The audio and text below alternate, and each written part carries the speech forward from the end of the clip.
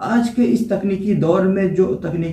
चल रहा है, जिसमें जो नई नई एक्टिविटीज जो आधारित की जा रही हैं और उसके आधार पे क्या नया फैक्ट निकल के सामने आ रहा है और क्या नए फैक्ट के आधार पे आप अपनी प्रॉब्लम को डिस्कस करके और अपनी प्रॉब्लम को सही तरीके से विचार करके क्या आप नया तरीका अडॉप्ट करते हैं। क्योंकि आज के समय में जो टेक्नोलॉजी का दौर चल रहा है और उस टेक्नोलॉजी में अगर जो आपने स्मार्टनेस नहीं दिखाई या सही तरीके से आपने उसको अगर जो कंटेस्ट नहीं किया, तो आप चाहे जितने भी अच्छी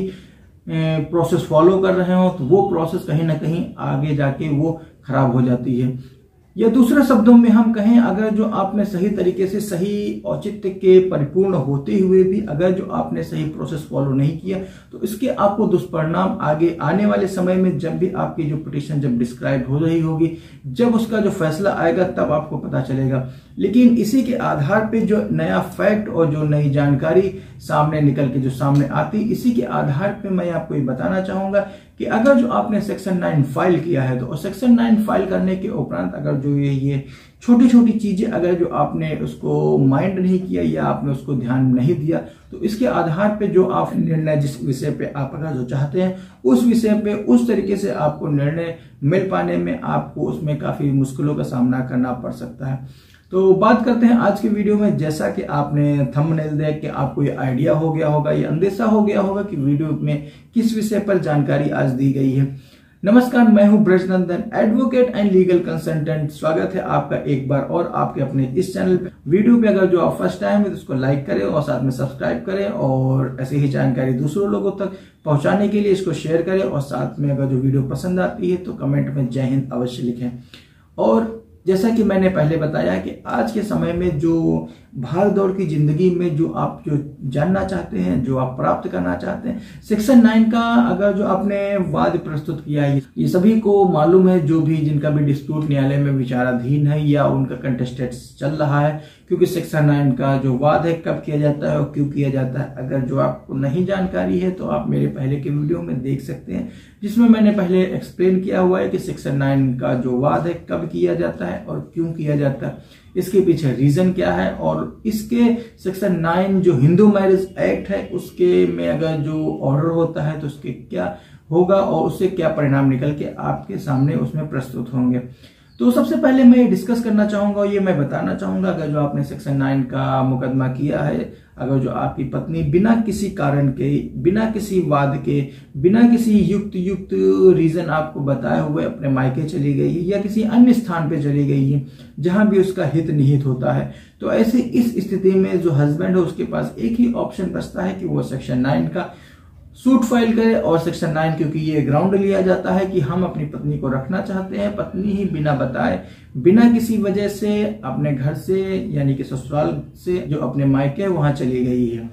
और इसके साथ में कोर्ट में ये भी डिस्क्राइब करते हैं, क्योंकि अगर जो किसी हस्बैंड को अगर जो आगे डिवोर्स लेना होता है तो वो डिवोर्स में ये सेक्शन 9 का ग्राउंड लेता है और उसमें ये एक्सप्लेन करते हैं और ये बताते हैं कि अगर जो पत्नी आपके सामने नहीं रहना चाहती है और वो ना ही आपके परिवार के साथ कोई भी सामंजस्य बैठा पाती है, ऐसी स्थिति में क्योंकि आपके पास आए दिन लड़ाई झगड़ा करना किसी न किसी बात को लेके अनबन बनी रहती है, और तो ऐसी इस स्थिति में पति के पास एक ही ऑप्शन बचता है कि वो सेक्शन 9 का मुकदमा फाइल करे। और सेक्शन 9 में ये ग्राउंड लिया जाता है कि हम अपनी पत्नी को रखने के लिए तैयार हैं। पत्नी ही बिना वजह और बिना किसी कारण के अपने मायके चली जाती है या किसी आए दिन कहीं ना कहीं चली जाती है, जिससे हमारा जो घर है, हमारा जो परिवार है बहुत ही व्यथित है, बहुत ही परेशान है। ऐसी स्थिति में सारी गलतियां उसकी माफ करते हुए, सारे कारण डिस्क्लोज करते हुए फिर भी हम अपनी पत्नी को अपने घर में अपने साथ उसको रखना चाहते हैं। ये सारी प्रेयर के साथ सेक्शन 9 का जो वाद है माननीय न्यायालय के समक्ष प्रस्तुत किया जाता है। और इसमें जो मेन चीज है, जो मेन कंटेंट है, मैं उस पर ये बताना चाहूंगा, सेक्शन 9 का मुकदमा या वाद आपने प्रस्तुत तो कर दिया, लेकिन ये जरूरी नहीं है कि जो आपने जो भी सेक्शन 9 का वाद आपने प्रस्तुत किया है माननीय न्यायालय के समक्ष, तो उन सारे केसेस में, सारे वाद में माननीय न्यायालय आपके फेवर में उसमें डिक्री के आदेश अवश्य पारित करें। तो डिक्री के आदेश पारित कराने के लिए आपको क्या क्या स्टेप उठाने पड़ेंगे, क्योंकि सेक्शन 9 का मुकदमा प्रस्तुत करने के उपरांत अगर जो आप उसका सही रिजल्ट चाहते हैं, अगर उसके आप सही परिणाम चाहते हैं, तो आपको उसमें सेक्शन 9 की माननीय विचारण न्यायालय से आपको उससे डिक्री अवश्य प्राप्त करनी होगी। जो वाद आपने प्रस्तुत किया है माननीय न्यायालय के समक्ष, उसमें सही परिणाम आप अगर जो चाहते हैं तो आपको सेक्शन 9 के वाद में डिक्री के आदेश आपको अवश्य पारित करवाने चाहिए। और इसके अतिरिक्त आपको भी मालूम है, ये जो हमारा इंडियन लॉ है उसमें एक चीज अवश्य ये कही जाती है और ये मानी जाती है, सभी को पता है कि कोई भी अपराध या कोई भी एलिगेशन अगर जो किसी के विरुद्ध अगर जो लगाया गया है, तो अगर जो जब तक वो प्रूफ ना हो जाए, जब तक कोर्ट न्यायालय उस पर आदेश न पारित कर दे, तब तक उसको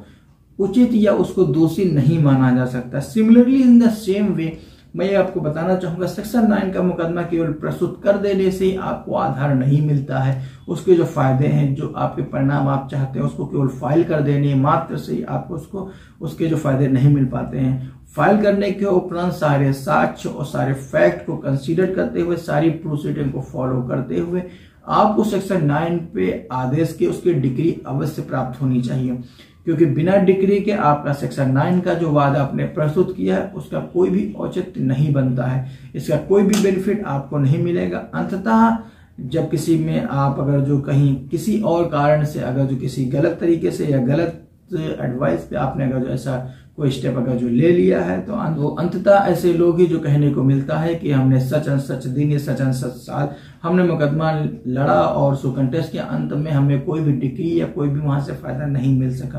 क्योंकि फायदा तभी मिलेगा और कोई भी बीमारी हो सही तभी होती है जब उसका प्रॉपर ट्रीटमेंट हो। सही अगर जो आप मेडिसिन लेते हैं, अन्यथा गलत ट्रीटमेंट पे गलत दवाइयाँ, कोई भी बीमारी सही नहीं होती है, ये सभी को पता है। और इसके अतिरिक्त आप अगर जो इसमें सही परिणाम चाहते हैं तो सेक्शन 9 प्रस्तुत करें, और सेक्शन 9 प्रस्तुत करने के उपरांत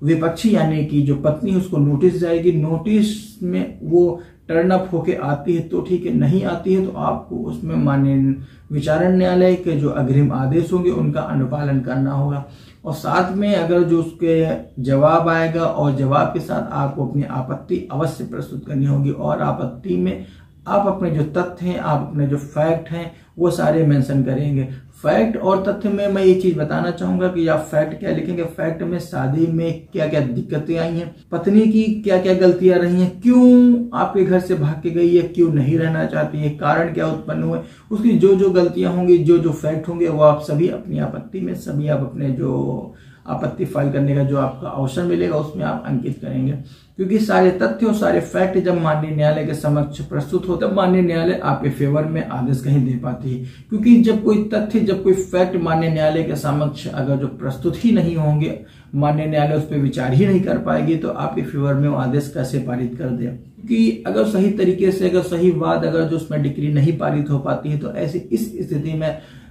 हस्बैंड या वाइफ दोनों का ही समय बर्बाद होता है, पैसा भी बर्बाद होता है और अंत में उनको रिजल्ट भी नहीं मिल पाता है। और इसके विपरीत अगर जो सेक्शन 9 का मुकदमा अगर जो सही उसके रिजल्ट नहीं मिल पाते हैं तो पत्नी अपना डिवोर्स फाइल कर देती है। एलिमनी के लिए अलग से उसने सूट फाइल कर रखा हो, मेंटेनेंस के लिए अलग फाइल कर सकता है, और साथ में जो महिलाएं हैं उनके ऊपर ये ऑप्शन भी रहता है कि वो इसके साथ में सेक्शन 125, 498 ए के जितनी भी रेमेडी अवेलेबल है वो हस्बैंड के अगेंस्ट में फाइल कर देती हैं, जिसके आधार पे पति परेशान हो जाता है और उसके ऊपर इसको ये महसूस होता है क्योंकि जिसने कभी भी कोर्ट या कचहरी के जिसने उसके गेट नहीं देखा हो, कभी नहीं गया हो, तो उसके ऊपर अगर इस तरीके से अगर जो नोटिस और सम्मन उसको प्राप्त हो जाते हैं तो ऐसी स्थिति में वो किसी आफत से उसके लिए कम नहीं होता है। तो ऐसी इस स्थिति में अगर जो फिर भी किसी कारणवश अगर जो आपके सेक्शन 9 नहीं डिसाइड हो पाता है, इनफेक्शियस हो जाता है, तो इसके आधार पर जो पत्नी है वो डिवोर्स के लिए, मेंटेनेंस के लिए, एलिमनी के लिए आपके ऊपर दबाव बनाती है और कोर्ट में मुकदमा फाइल करती है कि हमको हस्बैंड से इस तरीके से अगर जो हमको मेंटेनेंस दिलाया जाए, क्योंकि हमको अपना जीवन यापन करने के लिए मेरे पास समुचित साधन नहीं है। और इसके आधार पे अगर जो कोई अगर जो पत्नी एम्प्लॉयड है या कहीं वर्क में कहीं काम भी कर रही है और अगर जो बच्चे हैं, तो ऐसी पत्नियां क्योंकि ये जानती हैं कि उनको मेंटेनेंस नहीं मिलेगा। तो ऐसी स्थिति में क्योंकि वो बच्चे के ग्राउंड पे, बच्चे के आधार पे पति से मेंटेनेंस क्लेम करती हैं और उस मेंटेनेंस का जो रकम जो दी जाती है पति के द्वारा, उसको अपने हिसाब से अपने तरीके से वो सक्षम होकर वो उसको खर्चा करती हैं, यानी कि व्यय करती हैं। तो इसके आधार पे अगर जो फिर भी किसी कारणवश अगर सेक्शन 9 मुकदमा नहीं डिसाइड हो पाता है तो आपको ये ध्यान में रखना चाहिए, क्योंकि सेक्शन 9 का मुकदमा डिसाइड होने के लिए आपको पर्याप्त तथ्य और पर्याप्त फैक्ट आपको माननीय न्यायालय के समक्ष प्रस्तुत करने होंगे। मैंने बार बार कहा है कि जो भी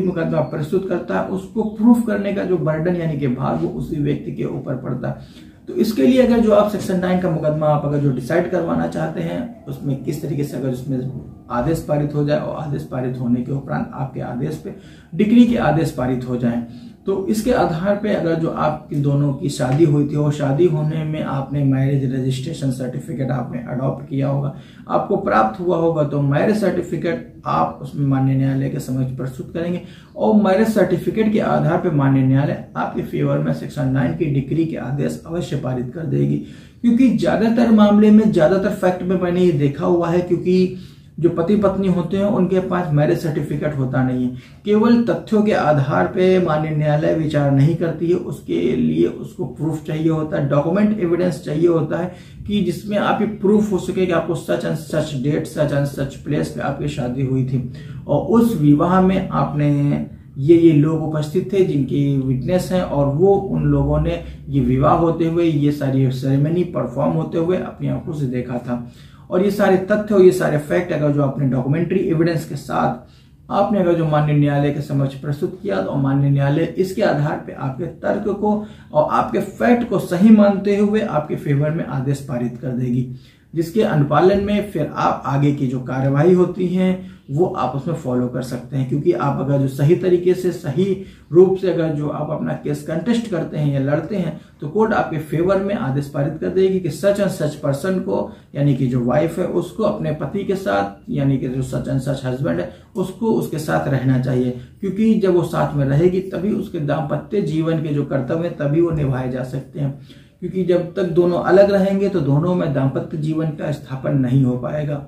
और आज का वीडियो इतना ही है, यहीं तक है। मिलते हैं किसी और एक वीडियो में एक नई जानकारी के साथ, एक नए विषय पर चर्चा करने के लिए। आपने वीडियो यहाँ तक देखा है तो आपको जानकारी अच्छी लगी है तो इसको सब्सक्राइब कर लें और साथ में लाइक करें और साथ में कमेंट करके जय हिंद अवश्य लिखें। जिसका अगर जो आपकी कोई जिज्ञासा है, कोई आप अपना अगर जो क्रिमिनल मैटर या सिविल मैटर हमसे आप कोई डिस्कस करना चाहते हैं तो हमसे संपर्क करने का माध्यम है वो स्क्रीन पे है, आप फॉलो करके आप हमसे संपर्क कर सके, आप अपना मैटर डिस्कस कर सकते हैं और हमसे एडवाइस प्राप्त कर सकते हैं। तब तक के लिए हंसते रहिए और मुस्कुराते रहिए और वीडियो अंत तक देखने के लिए प्रेम पूर्वक धन्यवाद। जय हिंद।